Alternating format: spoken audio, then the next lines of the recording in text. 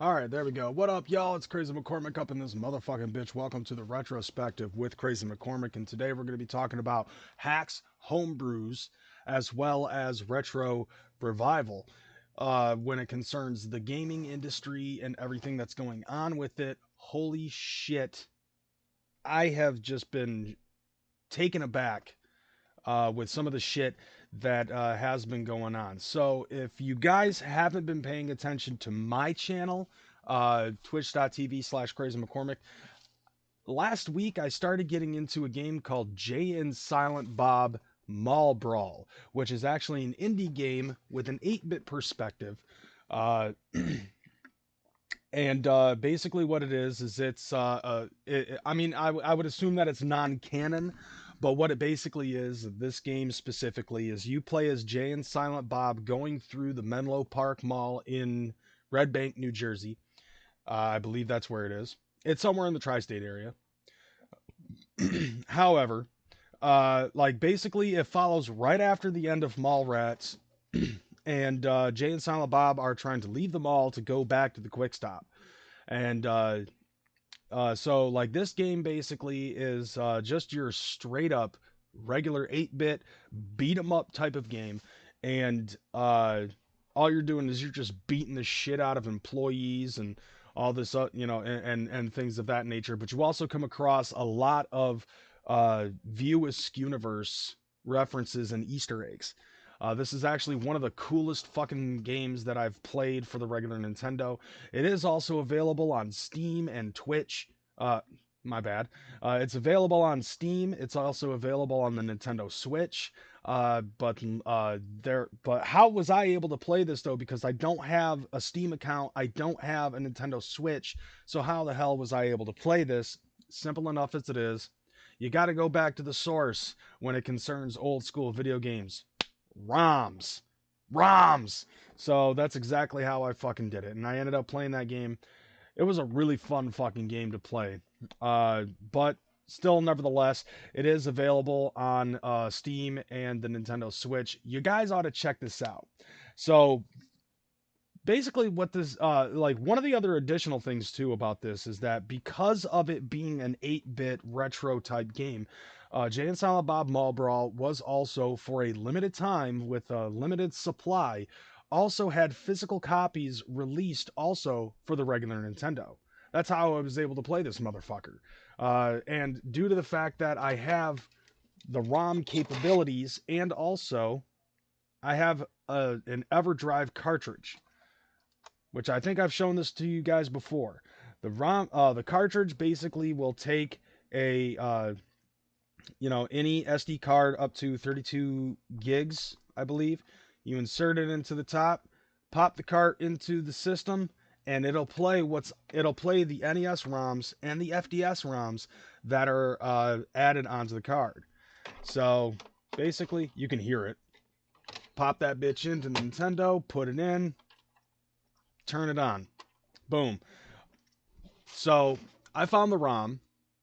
Somehow, somebody ended up extracting the ROM. They dumped the ROM onto their computer from the cart, and put it out. And with all due respect to anybody that fucking with all due respect to anybody that put money down on buying that physical. Unfortunately, the physical copy, uh, which this kind of sucks, just due to the fact that it's a limited run. They did this for the people who are super fans of playing indie games, the retro games, and of course, View Askew and the Jay and Silent Bob's stuff. I also decided not only did I play this, but because of the fact that I do stuff here on Twitch, I actually recently got into doing speed running when it concerns a lot of these retro games. So one of the things that I am definitely going to show is, boom, right here. This is speedrun.com. And on speedrun.com, hold on, as of right now, am ranking in first. with 35 minutes and 15 seconds. And then this guy over here, this is the mod Mortimer Nova. But here we go, right here, Crazy McKormik, 35 minutes, 15 seconds, platform NES, because I have the ROM. Now, unfortunately, because of stuff like this is one of the things that I really hate about limited runs and the way, limited runs for physical copies and stuff like that. I'm going to go ahead and check out eBay, and I'm going to show you what is going on with this. Okay, so we got Jay and Silent Bob Mall Brawl. We might have to wait for this to load, but all right, so yeah, this is the biggest issue that I'm seeing when it concerns purchases and things of that nature. So, premium edition NES limited run games, brand new, $119, and it just and it basically is just coming with a specialty case. It's a pretty little case. But then here we go with this one, Jay and Silent Bob Mall Brawl NES limited run games, green cartridge, sealed. So this right now, like this game came out this year. Okay, and as of right now, this is for minimum $60. No bids have been made on it at all. $8.18 shipping and handling, whatever, like that don't matter. But it's just the fact that, okay, just because it's sealed and it came out this year and there's only a limited amount of cartridges that are available, because they have a green cartridge for the Silent Bob, they have the yellow cartridge for Jay, and then they have your standard traditional gray cartridge. And so, even despite the fact that this came out this fucking year, I'm assuming that they probably made 1,000 copies per color. So there might be 3,000 copies, like milling around in the community. And some people are playing them, some people aren't. It is what it is. But to say, hey, this is sealed, and the starting bid is $60. Motherfucker, this came out this year. This game came out and was selling for $40 by itself, and you're trying to start a bid at 60? Fuck you. Right here, premium edition, 55 starting bid. This one makes a little bit more sense, but not entirely. Where it's Jay and Silent Bob Mall Brawl NES Nintendo 3 cartridge, premium edition, new, brand new, still sealed. It's the gray cartridge, the green cartridge, the yellow cartridge. First starting bid at $150.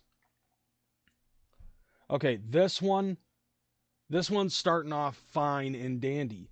Okay, so it's the 3-game bundle, and it's starting at $550. And it's got 4 bids, and it's at $550.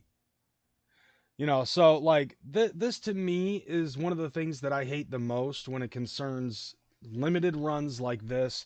And despite the fact that it's brand new, they're still going to overprice it. This reminds me of a certain museum that buys a shit ton of stuff that like for like Black Friday deals, and then they charge 5 times the fucking price. Like that's the bullshit that goes with it. Let's see. They're doing the same thing with current gen consoles. I know. Twiggy Dro ended up sharing PS5s that are going for like $500, and people are selling them for like somewhere between $1,000 and $2,000. And it's because, once again, the whole limited run thing. Fuck you people. When it concerns trying to get a PS5, I'll wait a year for A, the bugs to be fixed, and for B, the fucking, for the fucking price to go down. Because that the price is going to go down to about $250 to $300, depending on what type of system you want. Nevertheless, though, I mean, there was also physical copies of Jay and Silent Bob Mall Brawl available for the Nintendo Switch, but you can get it on digital, so who gives a fuck? Isn't the redistribution of a product illegal? Depending on how you're fucking doing it. I have a friend of mine who does stuff on Amazon, but he won't sell shit like that unless he gets some kind of a distribution right from companies. He tried this shit when the PS4s came out. So he was able to buy 20 systems, and Yeah, he was able to buy 20 systems, got a decent discount off of it for buying in bulk, and then he was going to flip it around and sell it at retail price. So, so like that's a way that you can do that. Here, on the other hand, when it concerns like PS5s and stuff like that, like once you buy a system, you buy a system. So you can buy two systems and keep one for yourself and then sell one in order to in order to fucking make your money back. It is in some cases kind of frowned upon depending on your perspective, but that doesn't stop people from fucking doing it.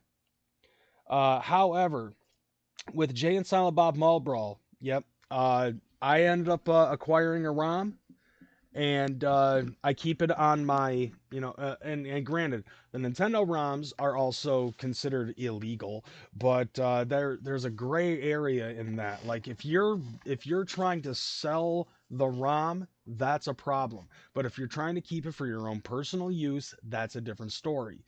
Uh, so that was one thing that I ended up coming across, and that's one of the beautiful things about the retro community in and of itself is just that there are people that are out there that are still making games for these systems. Nintendo came out in 1985 in America. It was released as the Famicom in 1983 in Japan.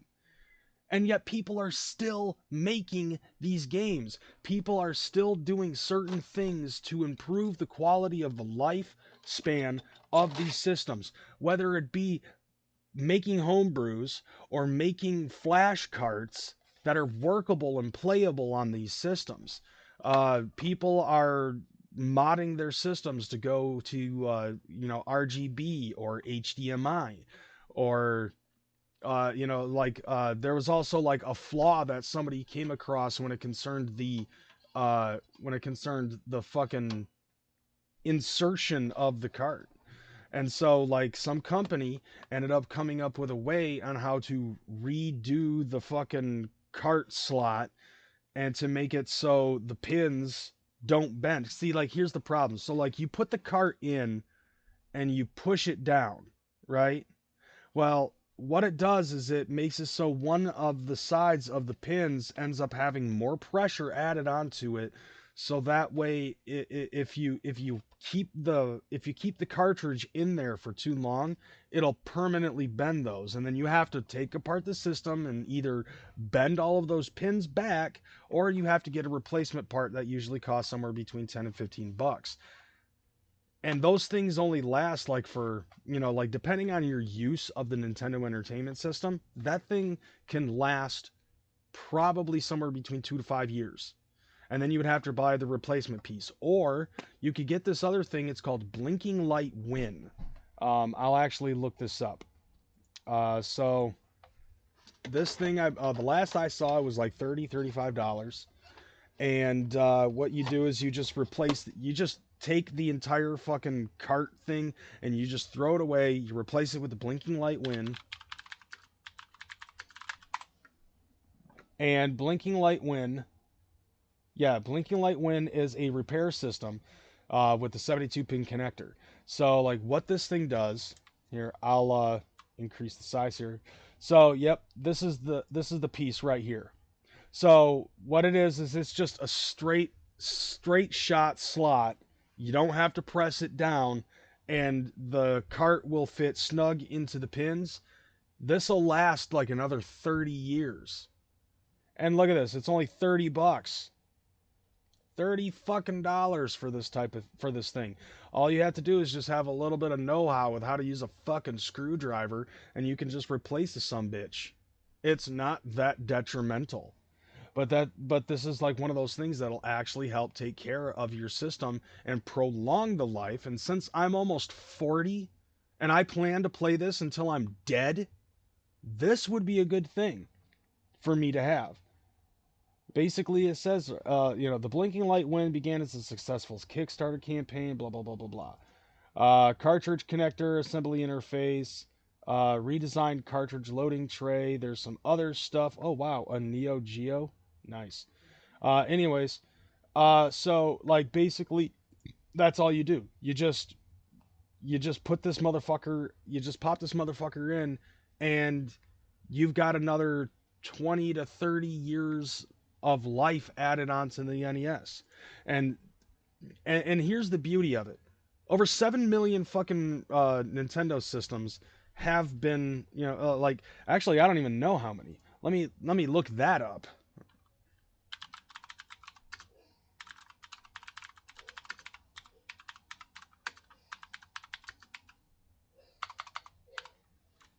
Okay, here we go. Nintendo Entertainment System units sold. So sales worldwide 3.6 million as of June 2018. So they might still be doing a census on this. So think about this, okay? If you've got 3.6 million fucking systems that have this issue, all of them were designed the exact same. So if you do the math, let's just say even if half of those are still around, you've still got 1.3 million systems, because sometimes people just don't think, and they just throw the whole fucking system away just because one little minor thing isn't working right, and they don't have the know-how on what to do in order to try to fix shit, so they don't even bother, and they just throw the whole damn system away, or they sell it because, well, I mean, if they sell it, then it's still around.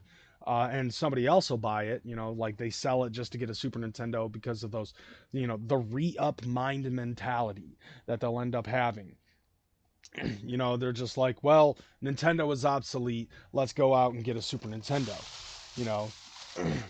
And some people didn't even buy them because, the regular the Super Nintendo did severely lacked backward compatibility. So you weren't able to buy the old systems. You wouldn't be able to take the games for the old systems and put them in the new system. Obviously, though, nowadays, that's not that big of a deal.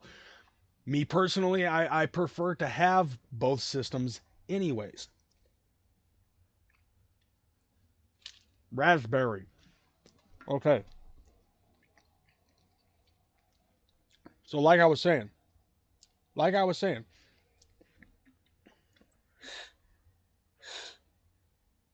Crazy, you saw the prices of a game that's not really popular in the game. What? You saw the prices of a game that's not really popular in the game. My brain needs to reboot now. I don't know what you mean. However, despite that, um, like I was saying, think about this. You got the blinking light win, and it's $30. You get enough people to have these systems and want to increase the lifespan of this, even if it's 1.3, or 1.8 million systems still circulating amongst the retro gaming community, because a lot of us still like to have the older systems. I can't play emulators anymore. Uh, not and it's not just because of choice, but also because of playability. I can't fucking use a keyboard to fucking play games on the emulators. And plus, I've tried playing RetroArch and it's too fucking confusing. Emulation was so much easier to understand back in the days of Windows Vista. And I can't fucking do anything now with Windows 10 or 11. But anyways, yeah, you're practically like, you have this fucking thing. You have this fucking thing, and it's going to make a boodle. Like if every single one of those people, like if let's just say that, okay, you have 1.8 million systems and a million fucking users along the United States want to have the length extended onto their system, and they buy this thing. That's $30 million coming into that company over the next few years. Um, so something like that is helpful. And then you've also got other upgrades that I've talked about before, increasing the capabilities with the PP ROM, and making it so that way these games can be played in high def rather than going straight to composite or composite or RF switch or anything like that. And this pisses me off, so I want to fucking erase that. I'll go back to this because that's the most important thing. However, however, this is one of those things when it concerns the homebrew community. I also came across in one of my discords that there's another game that came out. Actually, no, wait. That there was another game that came out that was available on Steam, and if you buy this game, you would also end up getting the NES ROM in order to fucking play it on your NES. So this was a giveaway. This is the game right here, MicroMages. So like obviously you might possibly have the capability. Let's go ahead and yep. Here, I'll full screen this so that everybody can see it.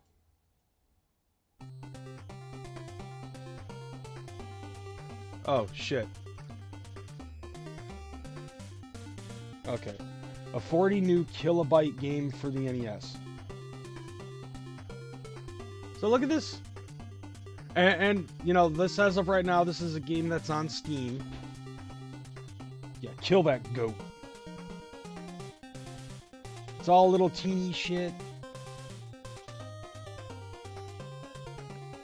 Like, this is actually pretty entertaining to watch. Alright, I can't hear it in my headphones, so there we go. Now here's the cool thing. Now you've got 2-player co-op.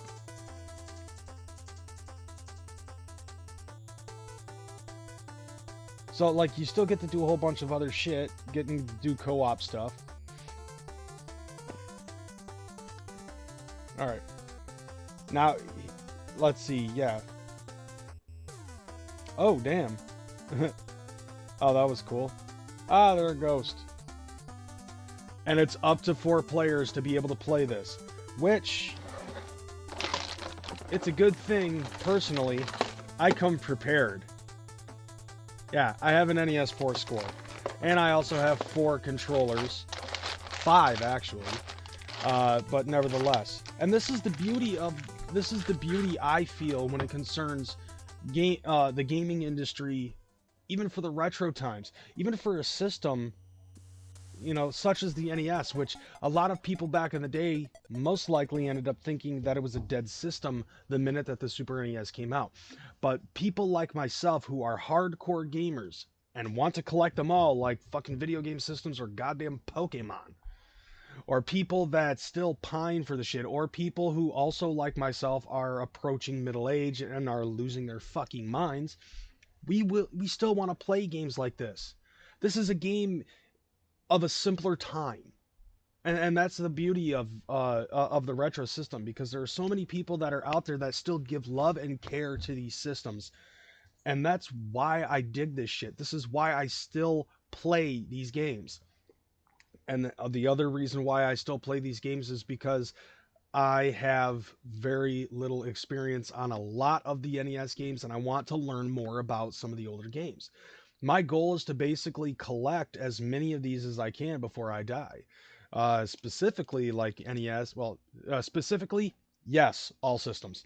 As many of them that I can possibly muster. I will go fucking broker than I already am collecting these motherfuckers.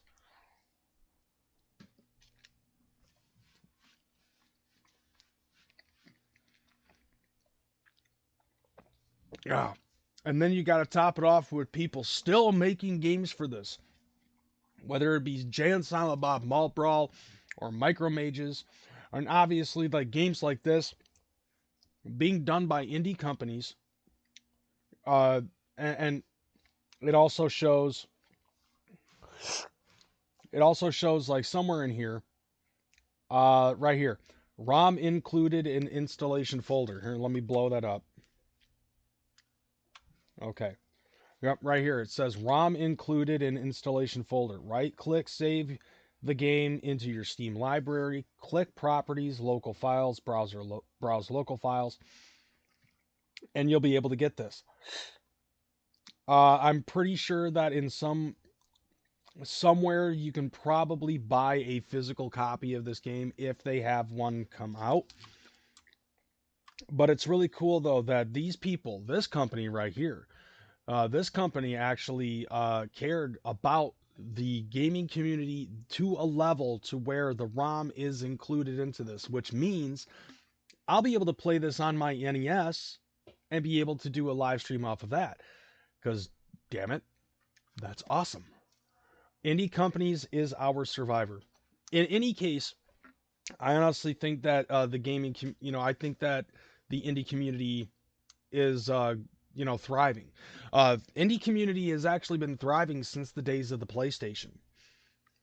When uh, when the PlayStation and the PlayStation 2 were around, their only competitors were Nintendo and Xbox, respectively. Like their biggest competitor was Nintendo. They were rivals with, Sony was rivals with Nintendo, and there were certain games that were not able to come out on Nintendo because Nintendo has a core rules of making sure that it's fun for everybody.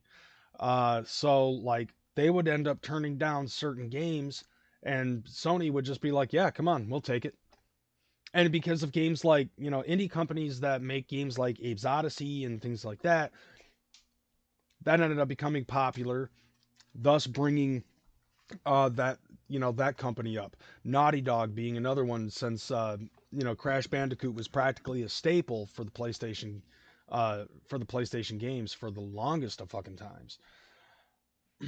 But here we go with a combination of with the next part of the topic, which is the which is not just the homebrew community, but also the hacking community as well, because these people will actually take the time to break apart the systems, like the core engine of these games, and they'll actually create something completely new. As an example, let's go ahead and do a search if we can. Okay, so like right here we have ROM hacks. Like this is one of my favorite websites when it concerns these type of hacks, which is romhacking.net. So like let's start off, since we were talking about homebrew. Here we have a series of homebrew games that people have made,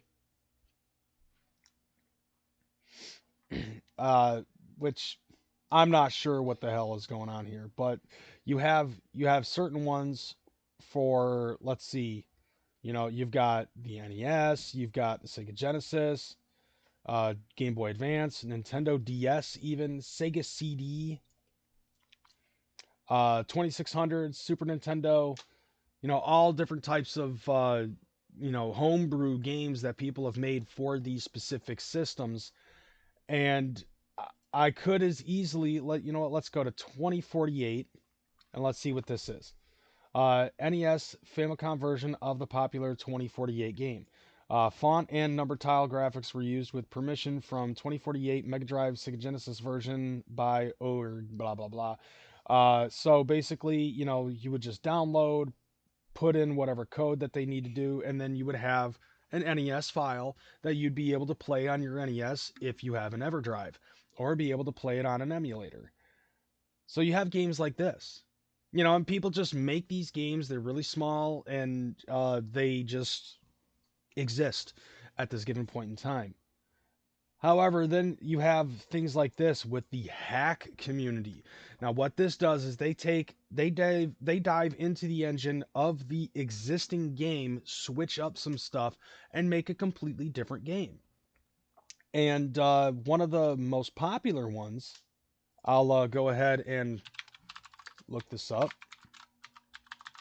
One of the most popular games that they end up making hacks out of: Super Mario World and Super Mario 3. And there are a ton. All I wrote was Mario Adventure. and there have been up to 604 results. Now you can Google this type of stuff and try to find a specific game, just put in like, I don't know, Shining Force hacks or something like that. Now, Mario Adventure, basically, as you can see with this picture, Mario Adventure looks exactly like Mario 3, and this is like the opening photo. However, you come down here and you see some of the levels that they do. Now, this is basically the concept of the game, is that you have 7 worlds that you have to find a key in. So you can see these pipes that lead to a specific world. So you have to go through each level and try to find a specific key hidden somewhere in the world. And then after that, you're able to unlock, boom, boom, all of these locks right here until, and you have to go through all 7 levels until you finally get through to the 8th level where you'll end up fighting Bowser. This game is hard as nails, but the cool thing is that it has infinite lives. So you have the capability to beat this game however, like with however length of time that you want. The biggest beauty I feel about a website like this is not just the fact that you have hacks that you can just completely play a completely different game. Um, because you see a lot of these that are that are around here, but also in a situation where you have a video game that you get, say, from Japan. Okay, because I have a couple of them. I have authentic copies of Final Fantasy 2, Final Fantasy 3, Final Fantasy 5.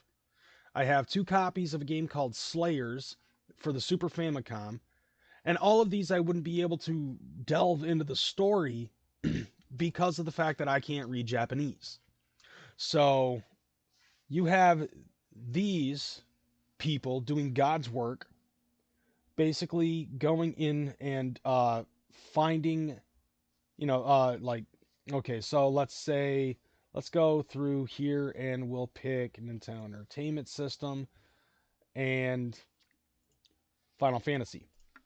Okay, so we'll go ahead and we'll take a look. And you have Final Fantasy 1 and 2, uh, Final Fantasy 2, Final Fantasy 3, Spoony Bard. Huh.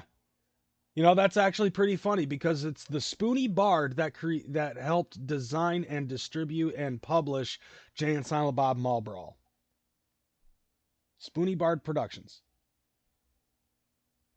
That's actually very funny. And this guy, yeah, and this is funny. I used to do a lot of ROM hacking and translating, but now I do a lot more of making funny cartoons and movies or whatever else I want to, really. Anyways, have fun. Keeping it spoony since 1997, spoonybard.ca.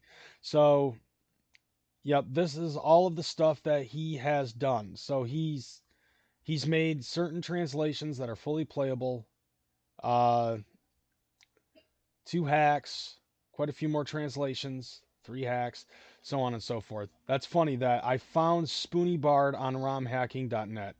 But nevertheless, though, you just basically pick one of these. You have to download some additional program in order to uh, mesh the patch with the actual NES file, and then it will replace all of the Japanese dialogue with English.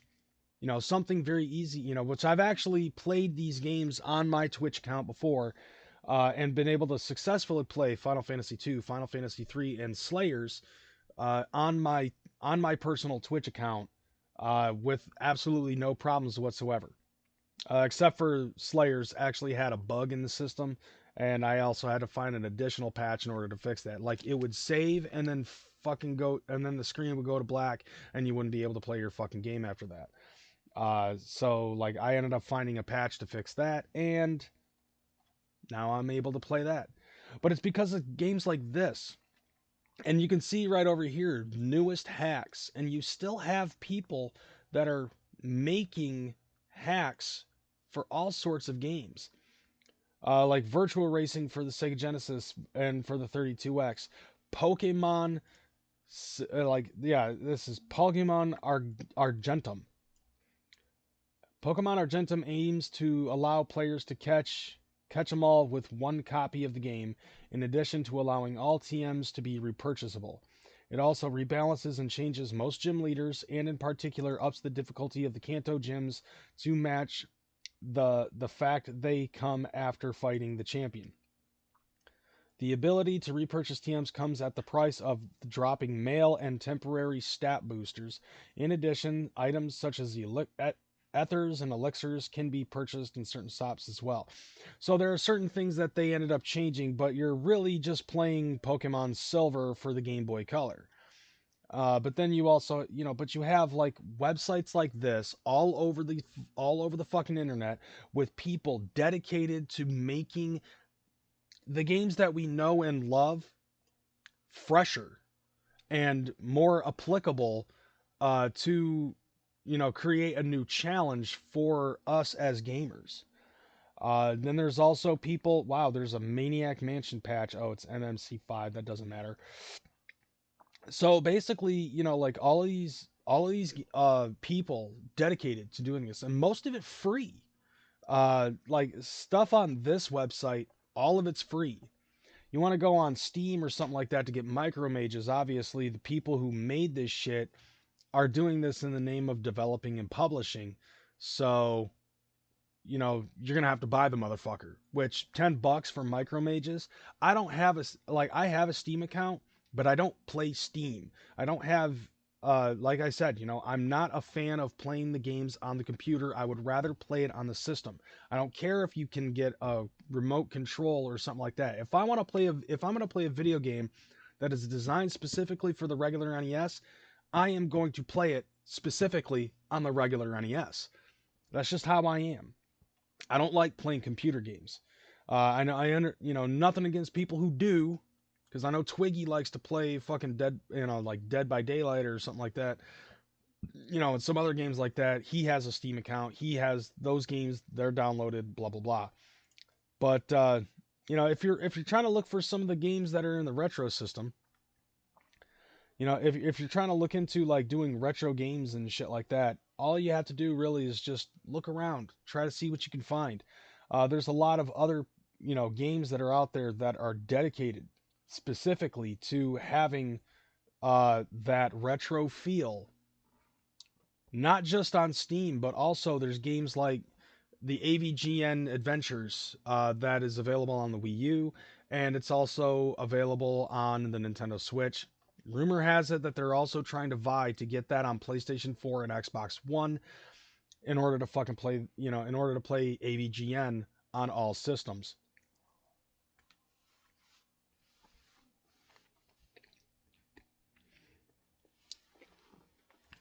Now, the one thing that has made me question whether or not the retro is still alive, of course it is. Like, I don't know when retro decided to go have a revival of some sort, or maybe it's just been around. I don't know. However, I love the fact that there are still companies out here. Like, look at this shit. Bop and Russell. Oh yeah, like you can't tell that the guy. Yeah, like you can't tell one of these guys is supposed to be. It's not like you can't tell that some of these guys are supposed to be actual wrestlers from back in the day. But yeah. Grapple your way to the top as gorgeous Greg in this colorful classic. Hailed as one of the first great pro wrestling games. Bop and Wrestle puts you in the ring with 10 of the meanest, baddest, biggest, toughest, ugliest pro wrestlers ever to fly off a turnbuckle. Yeah, that's kind of funny.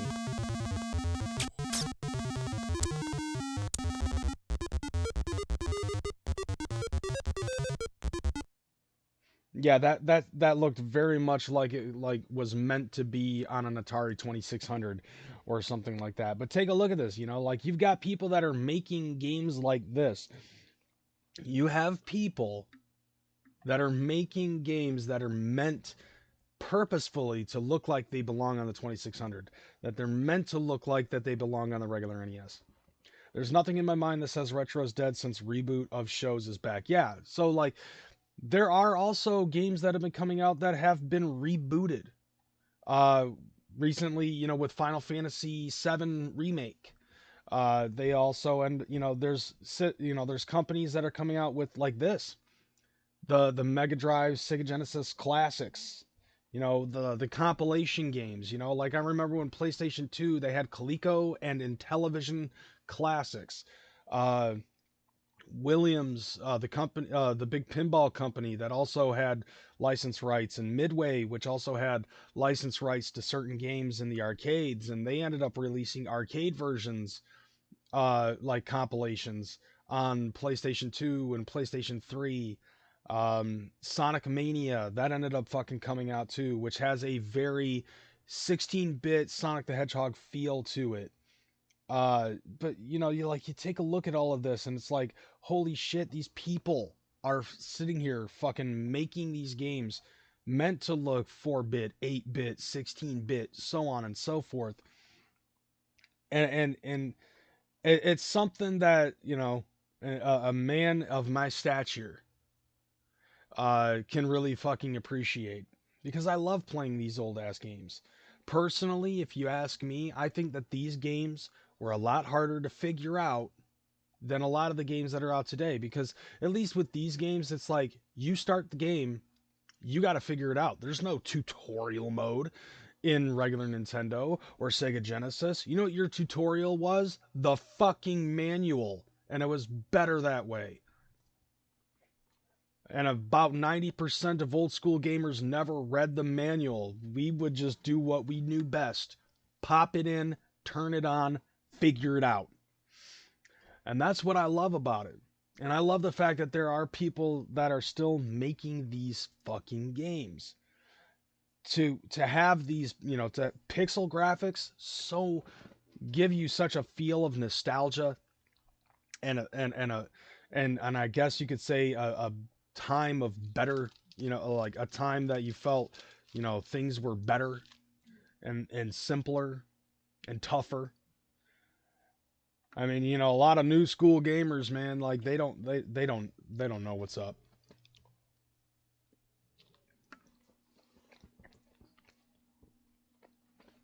Mm-hmm.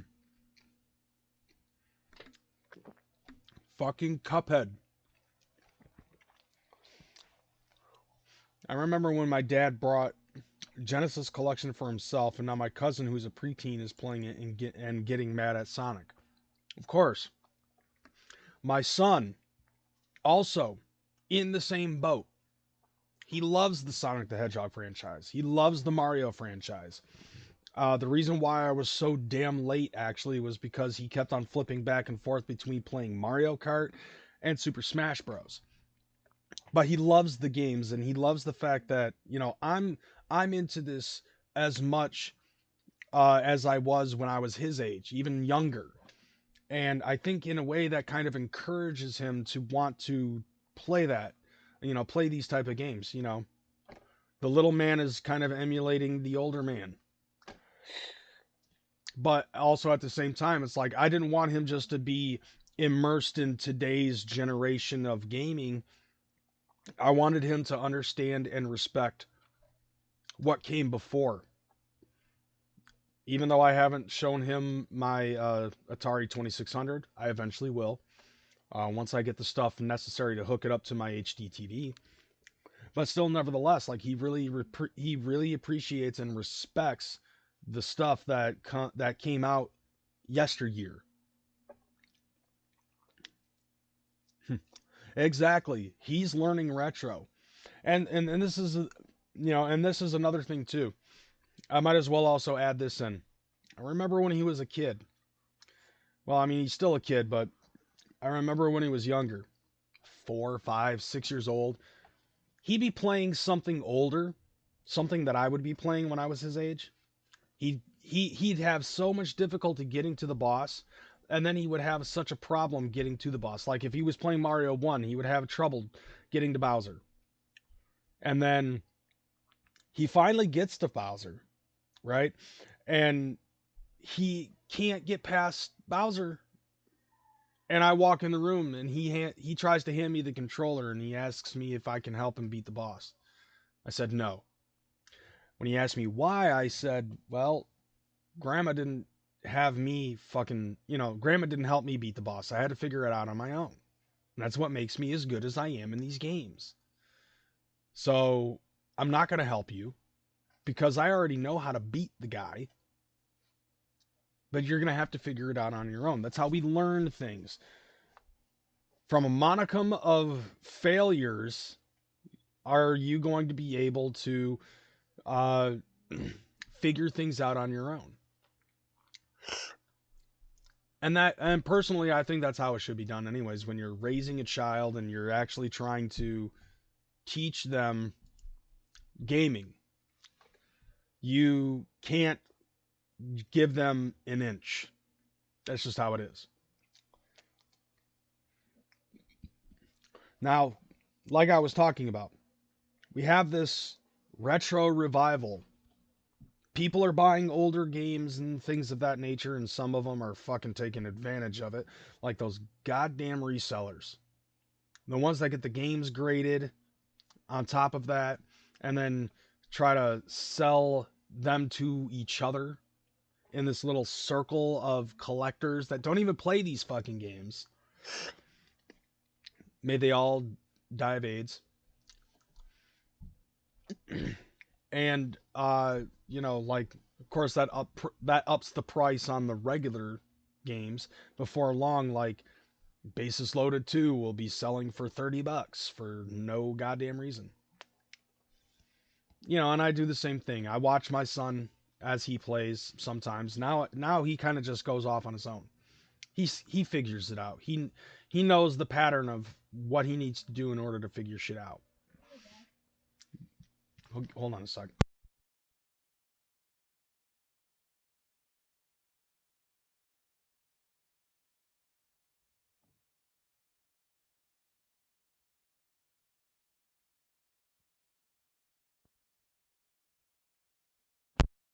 He's asking me things. Uh, yeah, I guess go ahead. He wants to play on my 3DS. So, so like I love the fact that, this type of stuff is it's still around. And there's still people who have a love for it. And I think that that's a good thing because that's going to like I do with my son, that's going to teach people, younger people. They're going to figure out, okay, what's up with these games and shit like that. There are some people that are out there that think like Among Us is like one of the most technologically advanced games on there, and they're retarded, but still, nevertheless. Um, I'm kind of talking myself into a circle here. I really got nothing else to talk about. But I do feel like that this, like the retro community is still growing, and I love the fact that there are people that are out there that are doing what they can in order to improve the quality of life with the older systems. I love the fact that they're doing what they can to try to keep the older systems as upgraded as possible and in sync with some of the most current technology, like flat screen TVs and smart TVs and things of that nature. Like there was actually a thing that somebody ended up fucking making where it was like you were able to connect to your Wi-Fi with a regular Nintendo using a cart. Like they had the stuff on the flash cart in order to send a signal to the Wi-Fi in order to connect to the internet with it. Despite the fact that that was actually supposed to be a peripheral added on to the regular Nintendo, but they never got around to it. They had it. They had something like that for the Famicom, where you could actually hook your Famicom up to the internet using just using a landline, and you'd be able to connect to Nintendo's like to a Nintendo website. And this was like back in the 80s. So, but it never came through to America, which is kind of unfortunate. However, uh, I'd say that that's about that's about all the time that I have for me. Thank you for being here watching the retrospective. if you're new to this fucking shit, this channel, hit the follow button, hit the notification button, so you're notified of whenever anybody within the network is put up there. We do stuff based off of politics. We talk shit. We talk horror movies. Video games, and then there's also some. There might be also some like pop-up shows that pop up every now and again. But with that being said, I'm getting up out of here. Everybody, thank you for being here.